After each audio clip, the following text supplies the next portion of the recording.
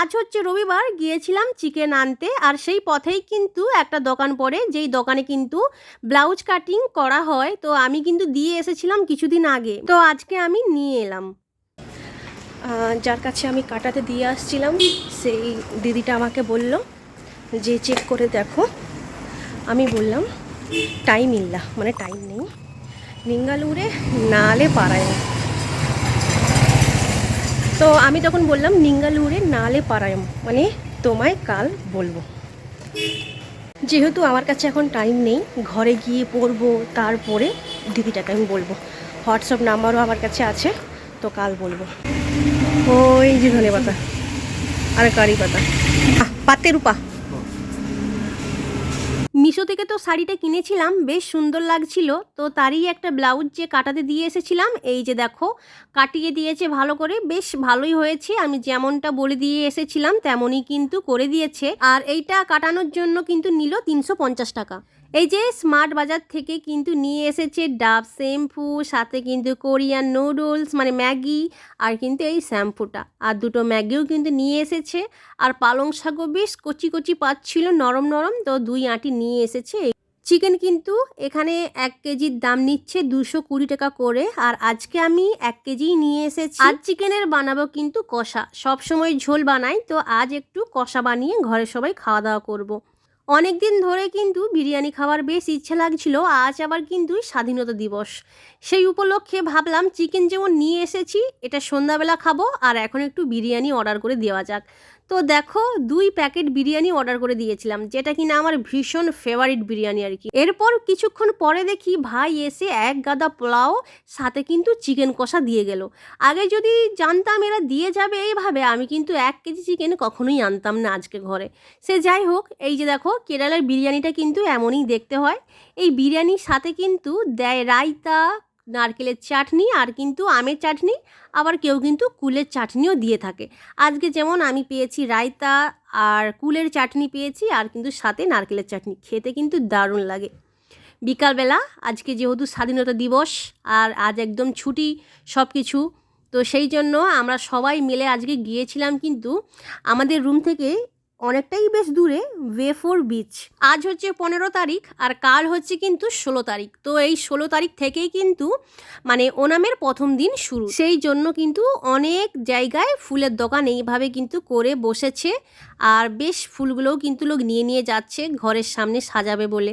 এই বিচে আসার কিছুটা দূরেই কিন্তু মানে দুটো দোকান নয়, অনেকগুলোই দোকান আছে, যেখানে কিন্তু কি সুন্দর সুন্দর নৌকা, জাহাজ, মানে অনেক কিছুই কিন্তু জিনিস, যেমন তোমাদেরকে দেখালাম পাখির বাসা থেকে শুরু করে সব কিছুই আছে। তো যারা যারা চায় মানে স্মৃতি হিসাবে কিছু কিনে নিয়ে যেতে, তো তারা চাইলে কিন্তু ওই দোকান থেকেই কিন্তু সব কিছু নিয়ে যেতে পারো। খুব সুন্দর সুন্দর জিনিস, আর দামও কিন্তু বেশ রয়েছে। এইটা হচ্ছে একটা ট্যুরিস্ট প্লেস, তো এখানে কিন্তু অনেকেই দূর দূর থেকে দেখতে আসে। আর ভীষণই কিন্তু একটা সুন্দর জায়গা, বেশ খোলামেলা। আজকে কিন্তু অনেক কম লোক, আজ হচ্ছে শনিবার, স্বাধীনতা দিবস হলেও কিন্তু আজ শনিবার, আর রবিবারে কিন্তু ভীষণই ভিড় থাকে। আর একটা জিনিস লক্ষ্য করো, এই যে আমি বিচে এসেছি, বিচের চারপাশে কিন্তু বেশ পরিষ্কার পরিচ্ছন্ন।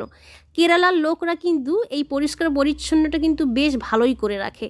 আর এইটা দেখতে কিন্তু ভীষণই ভালো লাগে সত্যি, সব কিছুটা যখন পরিষ্কার পরিচ্ছন্ন থাকে দেখতে কিন্তু আরও ভালো লাগে।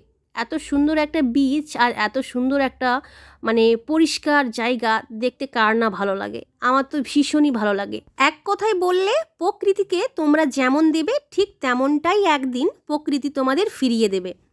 তোমরা যদি প্রকৃতিকে ভালোবাসো, তার যত্ন নাও, গাছ লাগাও, নদী পাহাড় জঙ্গলকে বাঁচিয়ে রাখো, তাহলে প্রকৃতিও তোমাদের জীবনকে সুন্দর করে তুলবে। আমরা অনেকেই বলি কেরালার জায়গাগুলো কিন্তু বেশ সুন্দর, বেশ দেখতে ভালো লাগে, বেশ পরিষ্কার পরিচ্ছন্ন। এইটার কারণেই হচ্ছে কিন্তু এই পরিষ্কার পরিচ্ছন্নতা। পরিষ্কার করে যেমন তুমি প্রকৃতিকে দিবে, ঠিক প্রকৃতি তোমাদের তেমনই ফিরিয়ে দিবে। সেই জন্যই কিন্তু বাকি রাজ্যর থেকে কেরালা এত সুন্দর। আর যদি প্রকৃতিকে ধ্বংস করো, তার উপর অত্যাচার করো, তাহলে মনে রেখো প্রকৃতি কিন্তু কিছুই ভুলে যায় না। আজ আমরা প্রকৃতির সঙ্গে যা করছি, কাল সেটাই কোনো না কোনোভাবে আমাদের কাছে ফিরে আসবে। ঠিক সেইটাই কিন্তু এখন কেরালার সাথে হচ্ছে। এখন ভারতের বাকি রাজ্যের তুলনায় কেরালা কিন্তু একটা পরিষ্কার রাজ্য হিসেবে জানা যায়। আমি তোমাদের সাথে আগেও অনেক ভিডিওতে শেয়ার করেছি, কেরালার লোকেরা কিন্তু যেখানে সেখানে ময়লা ফেলে না, আবর্জনা ফেলে না, একটা নির্দিষ্ট জায়গায় ফেলে। এখানে কিন্তু প্লাস্টিক নিয়ে যাওয়ার জন্য লোক আসে, আর আবর্জনা নিয়ে যাওয়ার জন্য কিন্তু লোক আসে, তাদেরকে কিন্তু আবার পয়সাও দিতে হয়।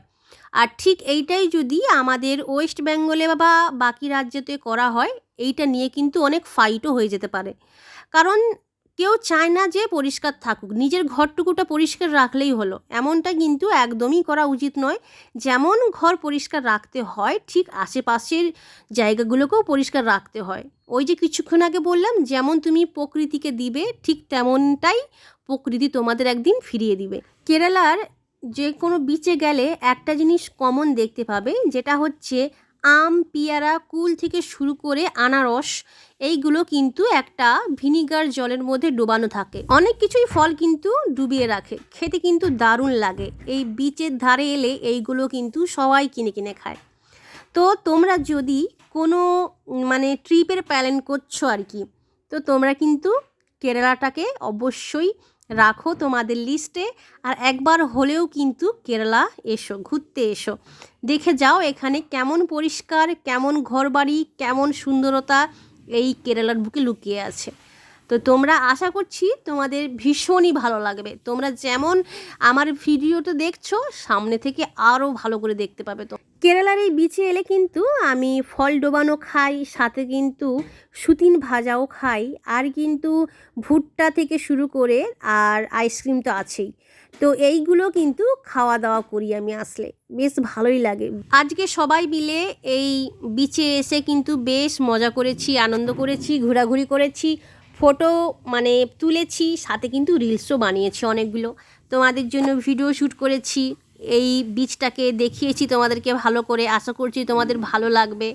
আর এখন বাজে কটা জানো? 6:30। 6:30তে কিন্তু এমন লাইট। ঘর আসার সময় নিজের জন্য কিনেছি 4টা এই সুতিন ভাজা, একটা খেয়েছি সেখানেই সমুদ্রের ধারে, আর ভুট্টা খেয়ে ঘর চলে এসেছিলাম, ঘরে বাকিগুলো খাবো বলে। আজকে ডিনারে কিন্তু এই সুতিন ভাজা আর 1 গ্লাস থামস আপ খাবো। আর আমও কিন্তু কিনেছি, সেটাও কিন্তু খেয়েছি সেই সমুদ্রের ধারে। আর কিছুদিন আগে আমি কিন্তু আমার ঘরের সামনে পরিষ্কার করছিলাম, আমার অজান্তেই কিন্তু কোনো একটা পোকা কামড়ে দিয়েছে আমার পায়ে, আর এমনভাবে ফুলেছে, সেটা তোমাদেরকে আমি আর এই ভিডিওতে দেখাতে পারলাম না, কাল তোমাদের সাথে শেয়ার করব। তো চলো, আজকের মতন ভিডিওটা এতটুকুই। তোমাদের সাথে দেখা হচ্ছে নেক্সট কোনো ভিডিওতে। ততক্ষণের জন্য ভালো থেকো, সুস্থ থেকো, টাটা।